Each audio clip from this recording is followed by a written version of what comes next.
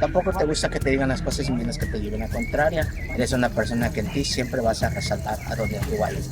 Eso no es tu culpa. Siempre tratas de llamar la atención. El mes del mal. No solo aquí se conoció por primera vez una figura que representaba el cero y se inventó el calendario más exacto del mundo, sino que también tenían un juego donde de 7 jugadores sacrificaban a uno y era un honor. Aquí ya estamos por fin, como vieron el título del video, visitando Chichén Itzá. Es algo increíble, es una de las maravillas del mundo. Este templo fue catalogado una maravilla del mundo, pero lo vamos a dejar para el final. El guía nos comentaba que el nombre viene de Chichén Itzá, que se pronuncia realmente así, significa a la orilla de la boca de los cenotes de los brujos del agua, porque esta ciudad está construida entre 2 cenotes y aquí se asentaban o todo iba alrededor del agua.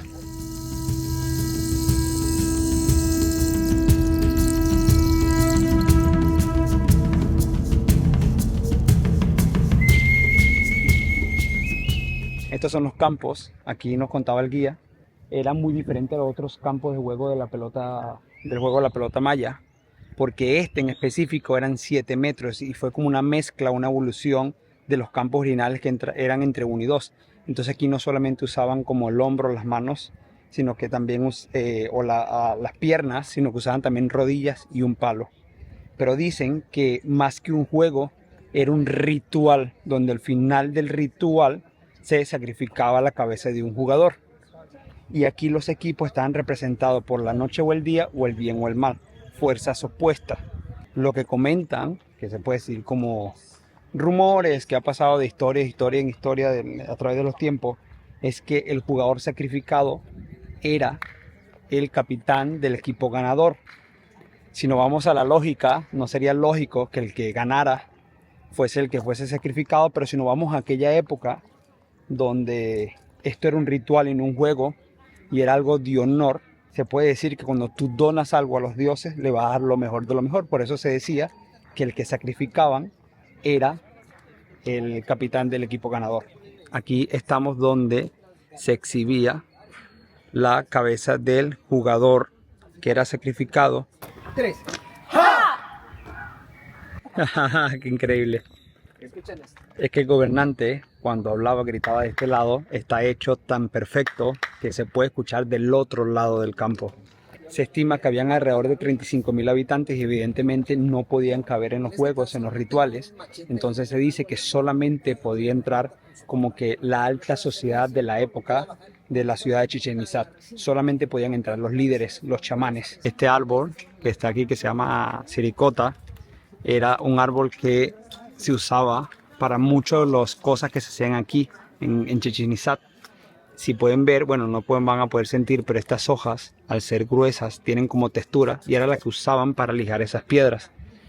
Y la talla del árbol, lo que nos contaba el guía, es que se usaba también para pegar la piedra. Y la flor, que esa que vemos aquí, era la que se usaba para hacer los pigmentos con que pintaban las piedras y las pirámides. Porque no solo las pirámides estaban así de ese color, sino que era una ciudad muy colorida que la pintaban. Y todos los elementos los tenían aquí, mayormente venían de este árbol. Suelta, está pasando. Ah, mira cómo rebota. Ese es el truco. Cabe recalcar que para poder empujarla, subirla con la cadera, no usaban los pies, no usaban las manos. Ahorita acabamos de ver una pelota de caucho de resina original como la que usaban en esa época y es súper pesada. Y nos contaba el guía que es muy difícil de hacer, duran entre 2 a 3 años hacerla aproximadamente, pero puede durar mucho tiempo porque es de muy buena calidad. Pero le dijimos, y se pueden comprar, sí, pero cuestan alrededor de $1.500 a $2.000. Aquí, si se pueden fijar, hay como unos cráneos que se dice que en la época todo esto era lleno de cráneos de verdad. Le llaman el muro de los cráneos y era como para demostrar miedo o mantener el orden o demostrar el miedo. Imagínate venir aquí, porque esto no tiene nada que ver con los juegos.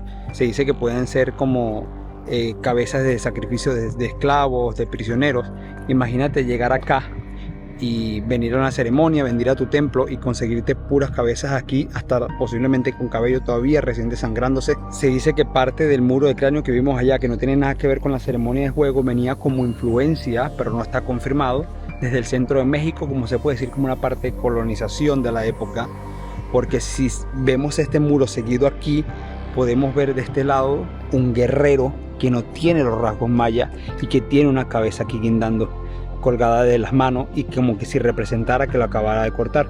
Y de este lado podemos ver una águila con un huevito y una serpiente dibujada en un sitio húmedo que representaría o pudiese representar el centro de México, que es lo que se conoce hoy en día como la Ciudad de México. El guía también nos comentaba que más o menos como por allá había uno de los cenotes sagrados que también hacía sacrificio, y nos comentaba que hoy en día son muy lindos, son muy bonitos, a la gente le gusta visitarlos. Mucha gente de aquí, como el 70-80%, vive de los cenotes, del turismo hacia los cenotes, pero se dicen que para la época, nos comenta, no necesariamente un cenote era algo lindo para ellos.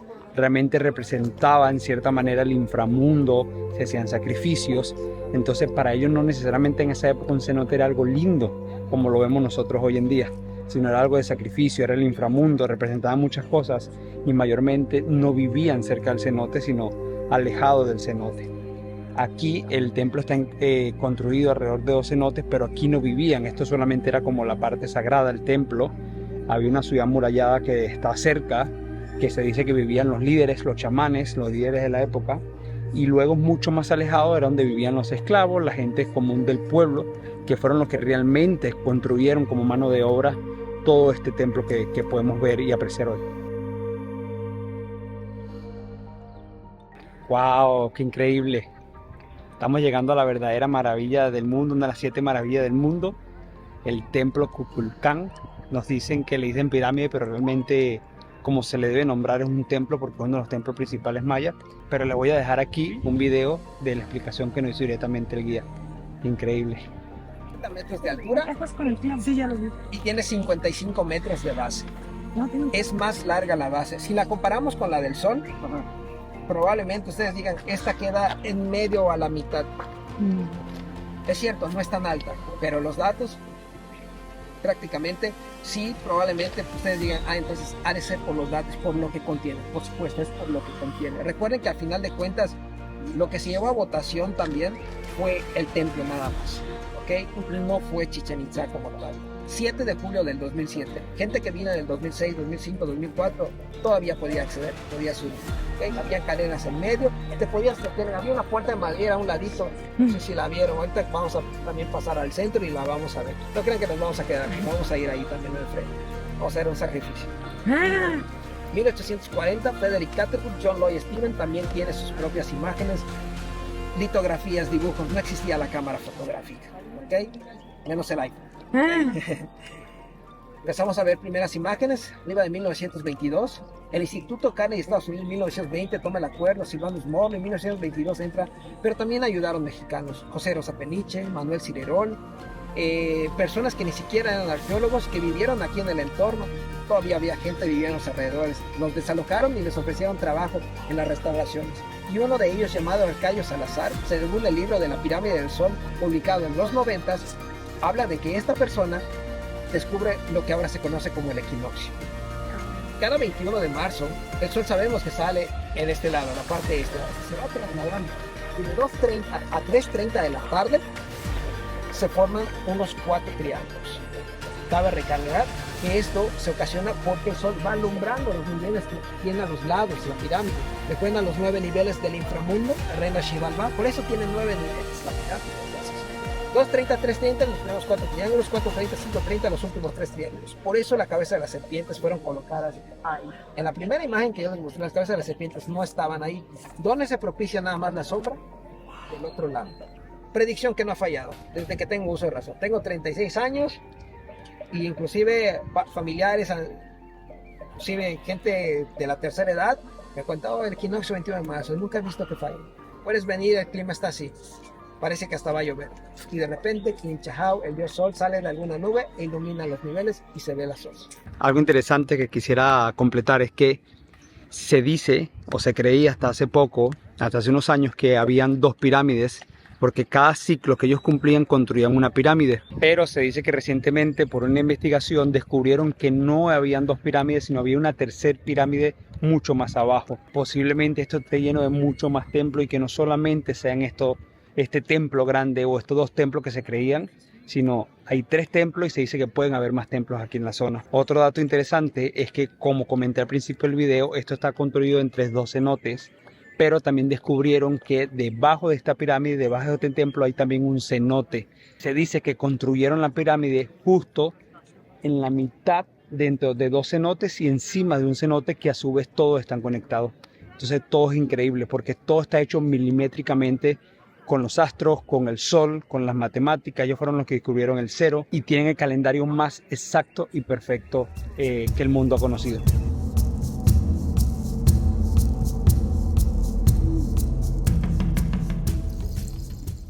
19 de abril en el calendario maya, Brenda, tu fecha de nacimiento es muy bonito. Tu fecha de nacimiento abarcaría en el símbolo del mes del Mac. Mac en la cultura maya tienes un animal protector que es el mes del mono. ¿Cómo son los monos? Divertidos, apasionados, inquietos, pero muy precavidos. Eres una persona que cuando también te molestan, sabes cómo defenderte. Tampoco te gusta que te digan las cosas y menos que te lleven a contraria. Eres una persona que en ti siempre vas a resaltar a donde tú vayas. Eso no es tu culpa. Siempre tratas de llamar la atención. El mes del Mac. Eso es a través de lo que es el calendario maya. Mi nombre es Edgar para servirles, originario de acá y descendientes de la cultura maya. Mi apellido en el lenguaje maya simboliza la luna, que simboliza U. U en maya simboliza el mes de la luna. Esta es a base de lo que es el calendario maya. El calendario maya se divide en 19 meses.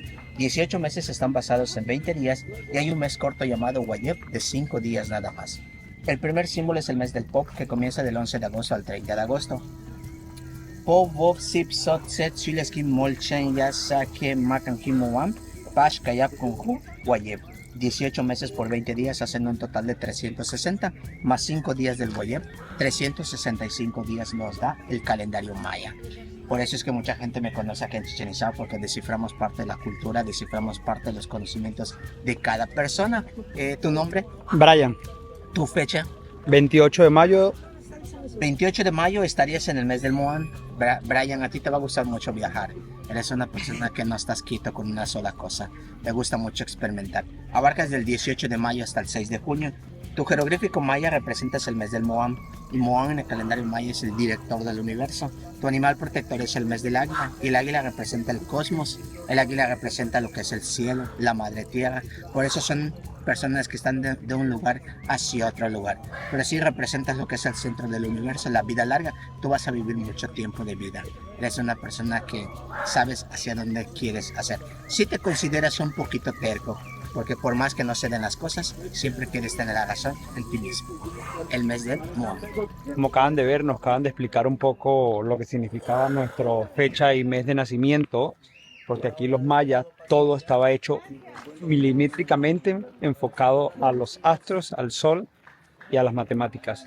Entonces todo tiene un significado, todo lo que hacen aquí tiene un significado de los astros o de la matemática.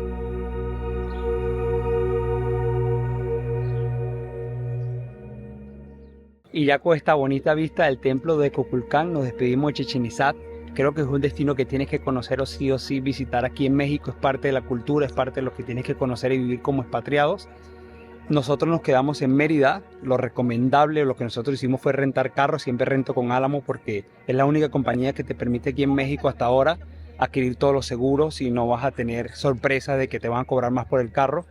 Y una de las cosas interesantes, por aquí le voy a dar la imagen, es que si eres residente en México, puedes obtener un precio especial alrededor de 300 pesos entre todos los impuestos o derechos de entradas que pagas. Y si eres extranjero te cuesta alrededor del doble, como unos 700 pesos. Recuerden que cuando vengan llegando van a haber muchas personas que te van a hacer detener. Tú vas a pensar que es algo como muy oficial y te sientes como intimidado, pero simplemente son guías turísticos. No tienes la obligación de pararte, puedes seguir hasta el templo, hasta Chichén Itzá directamente, pero sí te recomiendo de que si puedes tener un guía, te puede elevar un poco la experiencia. También cuando vienes llegando vas a conseguir muchos letreros o personas que te ofrecen parking. La recomendación de nuestros guías es que nos estacionáramos directamente en los estacionamientos de Chichén Itzá porque son un poco más seguros, pertenecen al gobierno. Así que espero que esta información les sea útil para que puedan conocer y visitarlo. Yo pude ingresar la cámara, pero no puedes ingresar ni trípode, ni drones, ni micrófonos. Entonces, para que lo tomes en cuenta y tienes que pagar un derecho. Pero espero que puedan visitar pronto una de las maravillas del mundo y puedan seguir conociendo México y más como expatriados para seguir amando a este país que nos ha acogido como expatriados. Así que nos vemos en un siguiente video. Saludos.